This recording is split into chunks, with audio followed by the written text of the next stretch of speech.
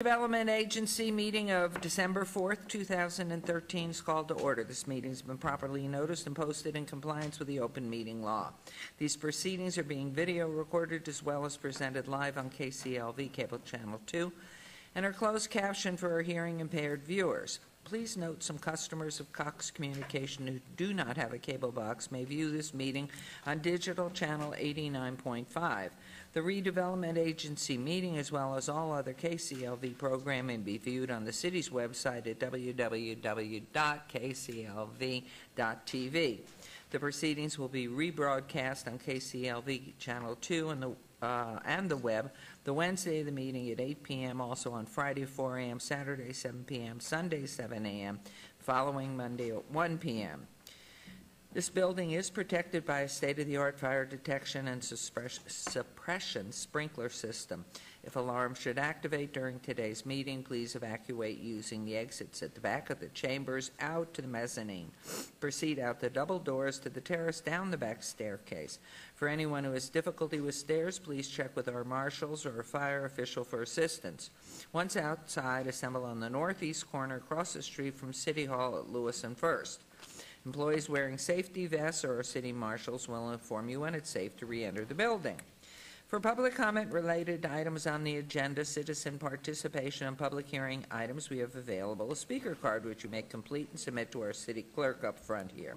Cards are available online in the clerk's office or at the rear of chambers.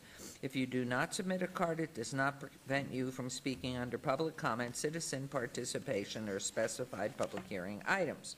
If anyone is present today who has need for hearing impaired equipment, please see our city clerk staff.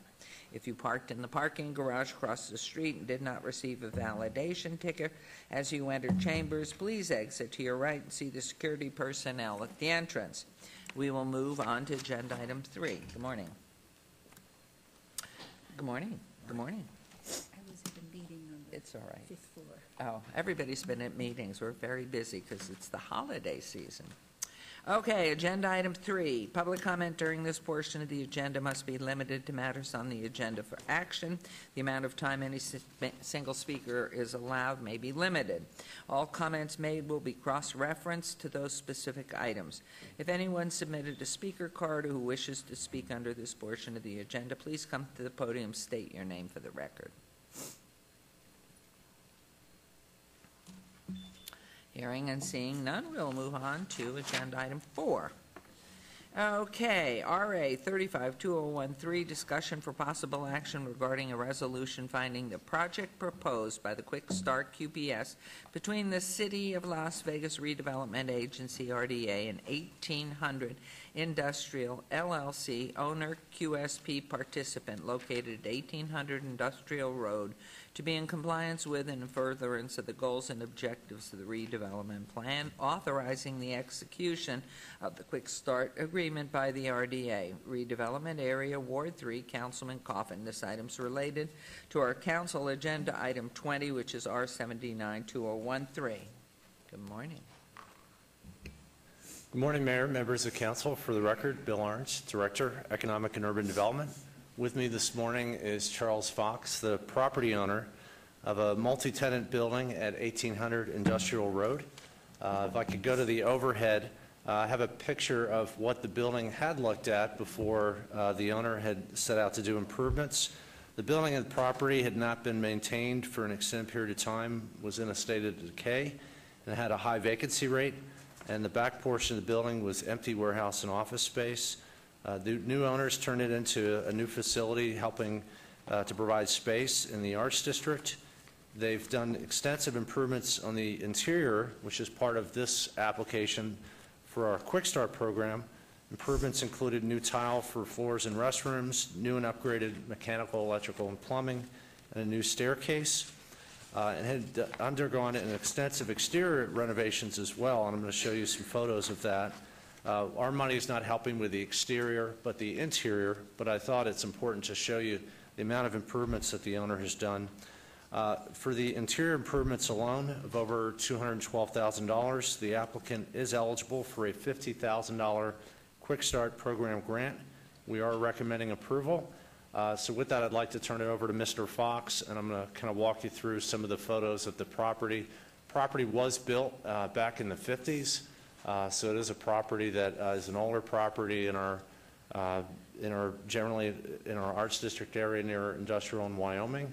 And I'd like to thank Mr. Fox for all the time and effort he's put into the building. Thank you, Mr. Hart. Morning.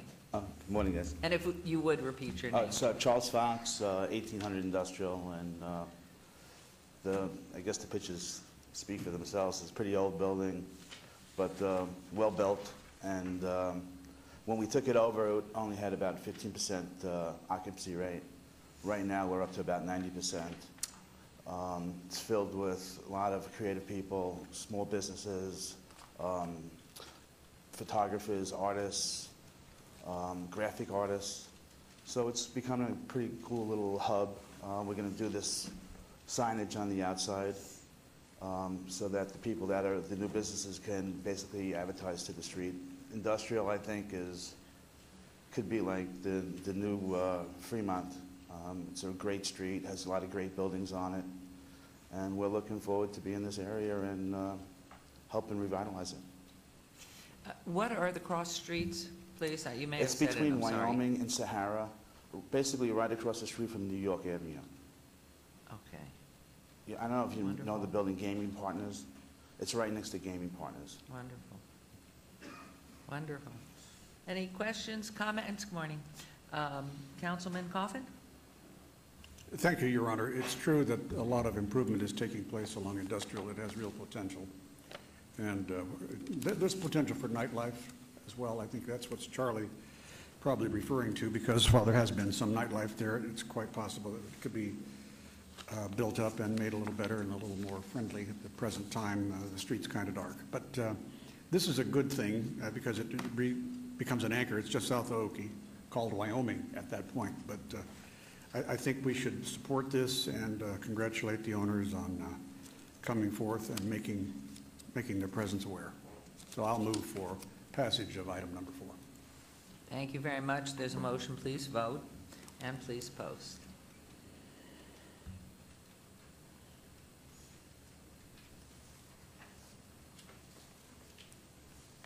That motion passes. Thank you very much. Could I say one other thing? Certainly. One thing that we're lacking in this neighborhood is crosswalks. It's, I guess because it was an industrial area, they made the crosswalks really far apart, almost a half a mile apart. So like we're trying to co-market with the Hard Hat Lounge across the street so that the people that are inside our place can go inside and have, a little bit of a nightlife like you were talking about. But it's very difficult to get across that street because, legally you're supposed to walk all the way down to Wyoming, which is almost a half a mile away. But if we had the ability just to have the striping so that people could cross on New York Avenue over there. I'm sure we can do something about that. Mr. Hart, can you just follow up with staff on that? Probably, I gather, Mr. Yes, absolutely. Cervantes. And hopefully, too, in that same area, I don't know whether it's all ours, but there are a lot of areas in that same locale that need restriping because over time they've washed away, but in particular there. Yeah. And Thank you. Madam Mayor, Yes, please. especially since our last discussion about the lighting. safety and the lighting, I think it's very appropriate you brought that up and let us know that there weren't the number of crosswalks needed, and they are dim, so You that's have to really almost dodge backs up traffic. what we're trying to do. Right. In fact, as you pass on the information, see the gentleman in the back coming in the door? That iridescent color, I'm wondering if there have been any studies, or we could find out, in painting over this way, right shoulder, or your tie. That color, bright, and the crosswalks, I don't know if that's possible, but they really pick up the headlights of the cars. And maybe there's something to getting an iridescent color on our crosswalks that would help too, if we can afford it. Ms. Farrell. Thank you, and good luck. Thank you very much, everybody. Thank you. Thank you. Okay, we will now move on to agenda item number 5, RA 2013, discussion for possible action regarding a resolution finding the project proposed by the Commercial Visual Improvement Program, CVIP, between the City of Las Vegas Redevelopment Agency, RDA, and Ricardo 888 LLC owner located at 1110-1150 South Rainbow Boulevard and 6789 West Charleston Boulevard, APM 16302-101-002, to be in compliance with and in furtherance of the goals and objectives of the redevelopment plan, and authorizing execution of the CVP agreement by the RDA Redevelopment Area 2. This is in Ward 1 with Councilwoman Tarkanian, and this item is related to our major agenda item 22, which is R-812013. Did we skip one? Mayor, question. I did, I was Bill on Arndt, 6. did you I'm call item sorry. 6 or item 5? I'm at 6 instead Okay. of 5. You're absolutely right. My fingers put 2 pages together. And do they happen to be the same? Nope. So it's an error. Let's go ahead with 6, and we'll go back to 5. Thank you. Good. Thank you, Mayor. This item is part of our visual improvement program. We do have a PowerPoint presentation queued up for this property. This property is at Charleston Rainbow. It is located at the northeast corner of the intersection and is actually the western boundary of our new redevelopment area. The property is at 6789 West Charleston Boulevard. It's a shopping center that has a number of vacant storefronts, and the owner is planning to rehabilitate both the interior and the exterior to attract new tenants. Some of the current tenants include Honey Baked Ham, Cash America, Blue Haven Pools. The owner is investing over $278,000 into the property to improve the interior and the exterior.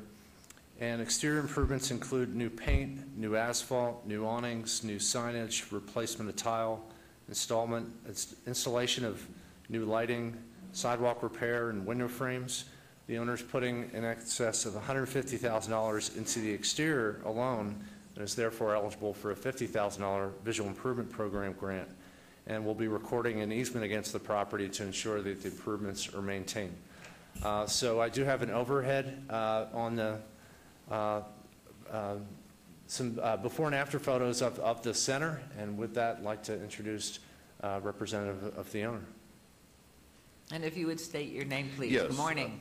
Bob Muse, and Mercado 888 LLC is what we hold the property in, but it's myself and my wife, basically. We invested in this, and we bought it in April of 11. Previous owner had it about 15 years. It's had some ups and downs, and it's a pretty prime corner. It's I looked at it as just intrinsic real estate. It's two of the few streets across the entire city, left, right, up and down, Charleston and Rainbow. And you can mention this to somebody as far away as Chicago, and they know Vegas, and they say, Honey Baked Ham. Oh, I know where that corner is. So it's been there. That's been there about 19 years, and we're hoping to keep them. It's got a number of little tenants in it, and we just need to get some new ones. And we've already put about a little over 130,000 into roof, HVAC, some other improvements. This project is about 150-ish, the exterior, and then we will have to do tenant improvements probably in the range of 130,000 more just to maintain tenants and to get new ones in. So the leverage is pretty good. How's your occupancy now? Right now, we've actually technically only got a couple small spaces. We've got 2 tenants that roll over within a year that are large, would be probably 40%.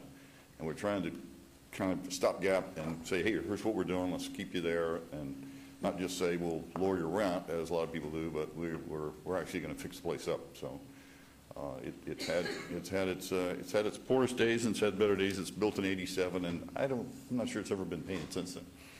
But, And what size, what's the largest size piece of the facility? the largest somebody's size listening? is the largest tenant is 7,000 feet. Is Cash America. It's a pawn shop, and we have a 4,600-foot banquet hall, which has 1 year left on their lease. They go through November 30th of next year, and we're trying to keep them.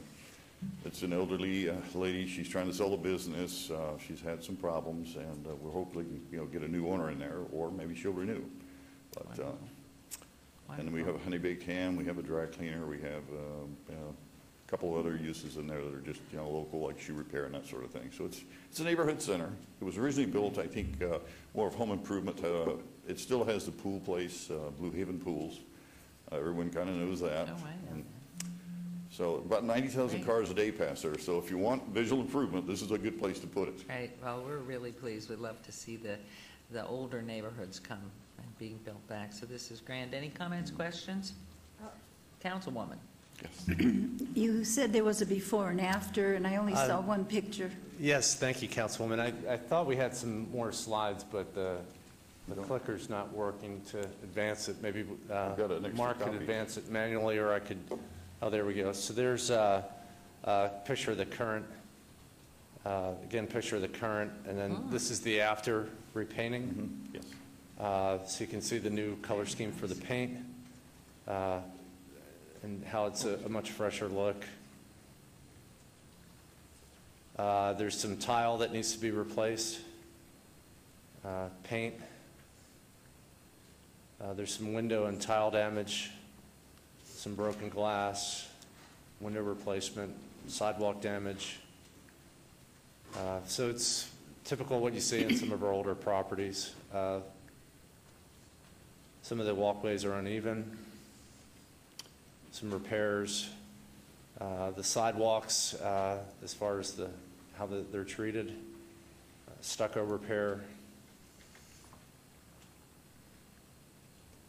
some discoloration, paint on the columns for the facade. You see where Blue Haven Pools is.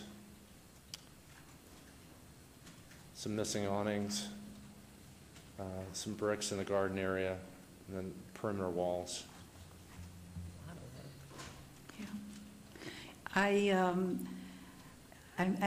told Ms. Muse how very pleased I am that he's come into this area. This is an area that has been moving downward in disrepair and not been kept up. And you can see the difference in what he will do and what's there now in attracting people to that particular business park. And I'm just so pleased that our redevelopment Area 2 can help you get this up and running, and it's one of, as I said, a key area. And I know when you do this, we're going to get others who are going to be moving too. So thank you very much for your caring about that. And Well, thank you very much for letting us have this all. Thank you very much. And I move to approve. Thank you. There's a motion. Please vote. And please post. Well, you help me. I skipped one. Wonderful. The motion carries. Thank you very much. Good luck. Thank you. We'll be by. And going backwards, that was for those of you who just arrived. I skipped agenda item 5. And so this is agenda item 5, RA 36-2013, discussion for possible action regarding a resolution finding the project proposed by the Quick Start Program, QSP, agreement between the City of Las Vegas Redevelopment Agency, RDA, and Cook Living Trust and Herd Properties, South Las Vegas Boulevard Series, LLC owner, and the Art of Flavors, LLC, tenant and QSP participant, located at 1616 South Las Vegas Boulevard, and number 130, to be in compliance with and in furtherance of the goals and objectives of the redevelopment plan, and authorizing the execution of the QSP agreement by the RDA. This is a redevelopment area, Ward 3, Councilman Coffin, and is related to Council Item 21, R-AD2013. Mr. Arnn. Thank you, Mayor. This item is part of our Quick Start program, again, where we're helping businesses with the interior of the spaces. This property is located at 1616 South Las Vegas Boulevard at the northwest corner of Las Vegas Boulevard and Oakey. Shopping center had been plagued with a high turnover rate for the past 7 years. Art of Flavors is a gelato shop which is open next to the recently opened Venezuelan restaurant. Both locations previously had been vacant. The Quick Start improvements include new tile flooring, roofing renovations, life safety items, and then city-issued permits related to mechanical, electrical, and plumbing. The interior improvements alone come to just under $80,000, $79,395, and therefore the applicant with a 4-to-1 match is eligible for a $17,675 grant, We recommend approval. With us today is the business owner, Desiree. I'd like to let her introduce herself. Good morning, Mayor. Good morning. If you'd stand, yeah, My close to name the is mic. Desiree Betancourt, and I'm the owner of Arts of Flavor Gelato Shop. It's located on 1616 South Las Vegas Boulevard, Suite 130. Thank you. I wanted to say thank you first for City of Las Vegas to give us the chance to participate in this program, the Quick Start. And I just want to say that one of the reasons we placed this location is because I've been a pastry chef for a long time, and I want to be part of Las Vegas and local customers, and I want to create a product where people can really enjoy and appreciate more than another size. So Tell us what goes on inside. What are you selling? And are you going to have tables outside? Are there tables inside? Do you deliver? Tell we us have about it. tables inside, and right now it's just for the customers. And we're delivering gelatos to 2 restaurants in Las Vegas right now. All gelatos made on site there? Everything is made from scratch. Totally is a very Italian traditional. I'm half Italian also. And that's what I'm saying. I want to provide good products to Vegas. And what are your hours and how many days a week? We work 6 days a week from Tuesday to Sunday. And then we start from 1 o'clock to 10 from Tuesday, Wednesday, and Thursday. And then Fridays and Saturday, we open from 12:30 to 11 o'clock. Except for the first Fridays of the month, that we open until 12 midnight. Wonderful. Councilman Coffin? Thank you, Your Honor. Gelato has been a real asset to the neighborhood there at that intersection, as has Los Arepas, which is, of course, part of the business, Yes. too. They're next to each other. One of the problems they faced in construction, and it's in the codes somewhere, that even though they really are not seating people for meals inside this little gelato place, they have a few chairs. It's mostly take out and stand up there, stand up. And somehow or another, our regs require that they have a full ADA compliant restroom, which of course may or may not be covered totally by this amount of money. They wanted to punch a hole in the wall to the Arepas facility, which does have an ADA compliant bathroom, but technically the rules required that they have another one. And I batted my head against the wall on this one. In essence, we required them to spend the money, and now we are paying money to reimburse them for the money they were forced to spend by the city of Las Vegas. It's really odd, and I think it's one of those things that kind of causes people to shake their hands, shake their heads at what happens in government. And I hope it's an object lesson for us to make sure as we put out this money that we're maybe forcing ourselves to do it when we didn't need to. I don't know for sure, because I don't want to say that it wasn't in the code, but I thought maybe there might have been a choice involved among the inspectors, but it happened and it's gone. Question, is the ownership of the restaurant and the gelato same? I think, well, I don't know if you have some subtle differences. Felix, We are are you and Felix partners. partners on Yes. both? No, we're just partners on the gelato shop. Uh-huh, Yes. okay.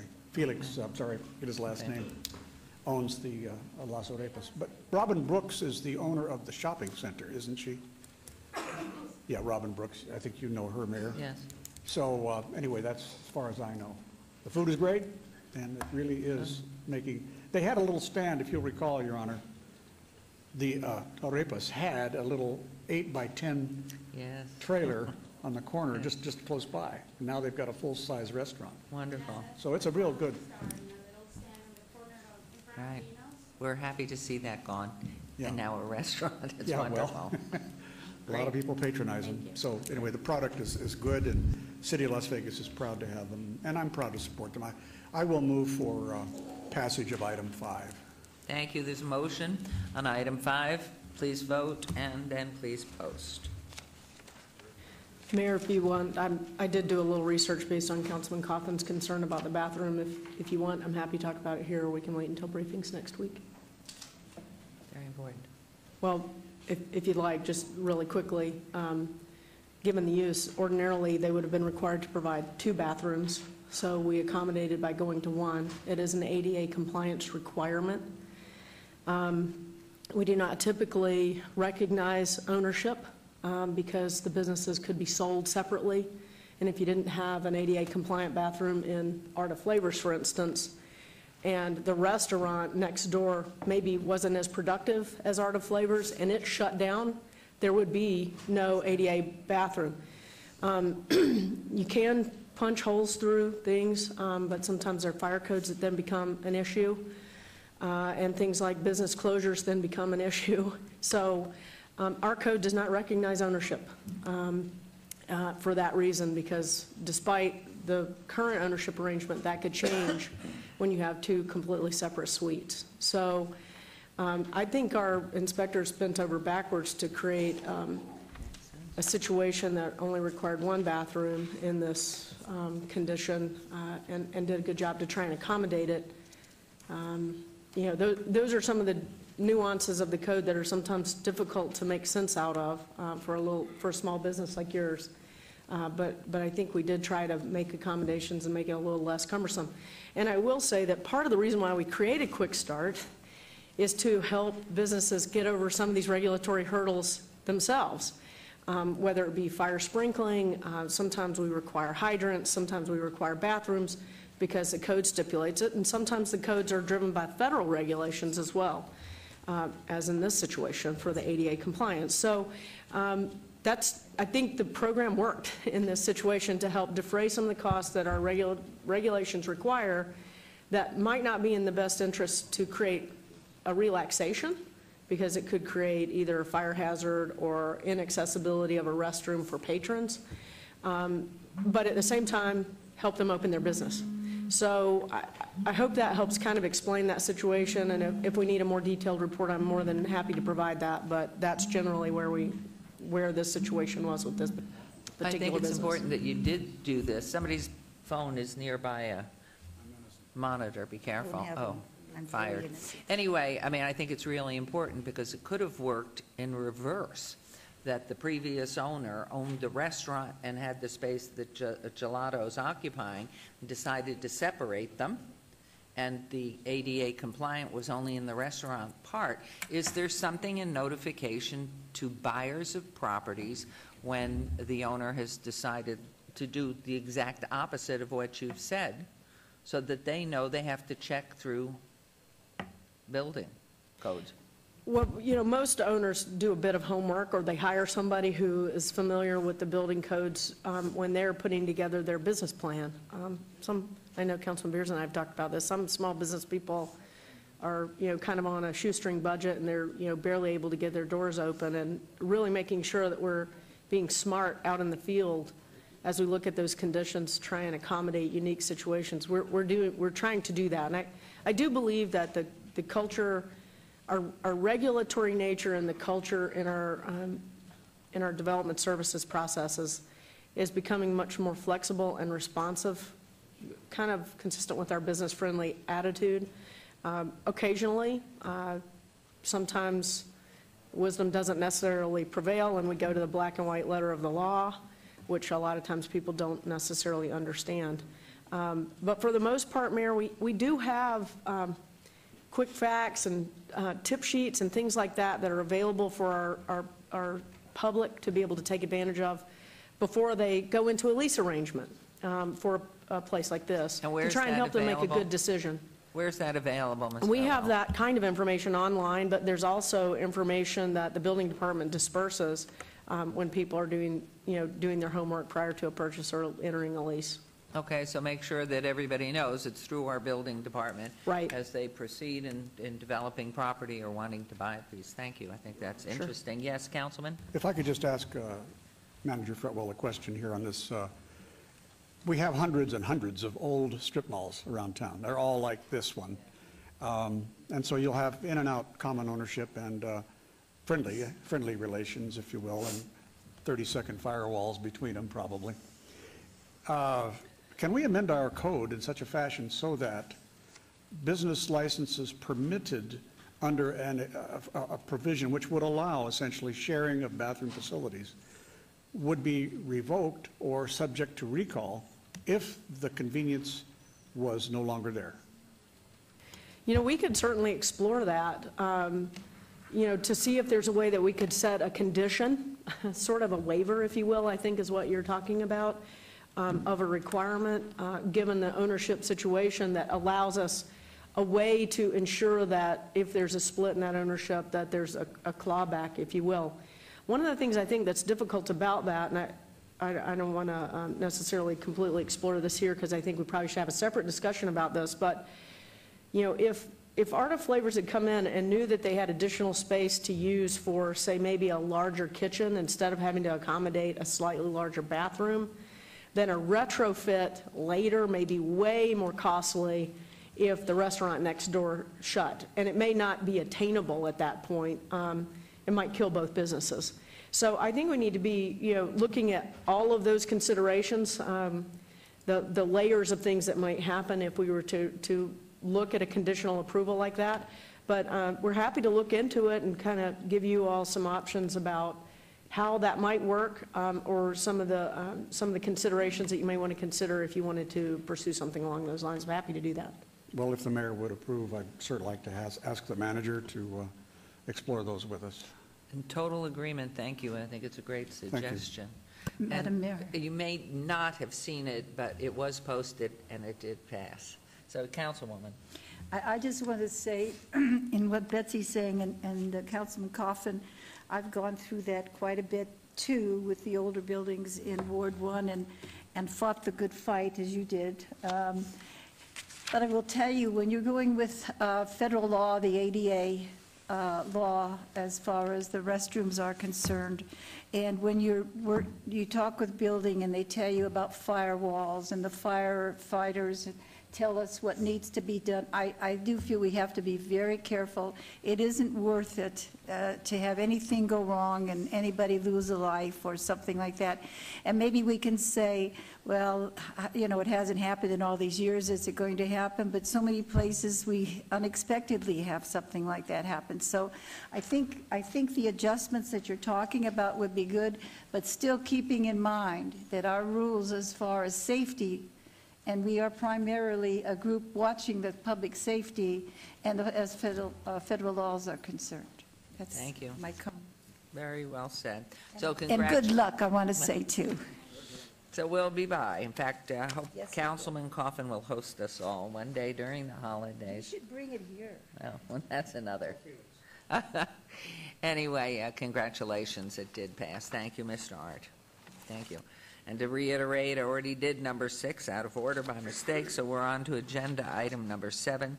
Citizen participation. Public comment during this portion of the agenda must be limited to matters within the jurisdiction of the redevelopment agency. No subject may be acted upon by the redevelopment agency unless that subject is on the agenda and is scheduled for action. If you wish to be heard, please come to the podium and give your name for the record. The amount of discussion on any single subject, as well as the amount of time any single speaker is allowed, may be limited. Is there anyone who wishes to do so under this portion of the agenda? I see one person coming, but you're not addressing. Okay, hearing none, we'll move on to agenda number 8. Agency member recognition. Comments made by individual agency members during this portion of the agenda will not be acted upon by the agency unless that subject is on the agenda and scheduled for action. Is there any member of the redevelopment agency who wishes to speak under this portion of the agenda? Seeing the rush to the microphone. Any other comments? Hearing none, the redevelopment agency meeting is adjourned, and we will start our city council meeting. 5 minutes. 5 minutes. So I have, the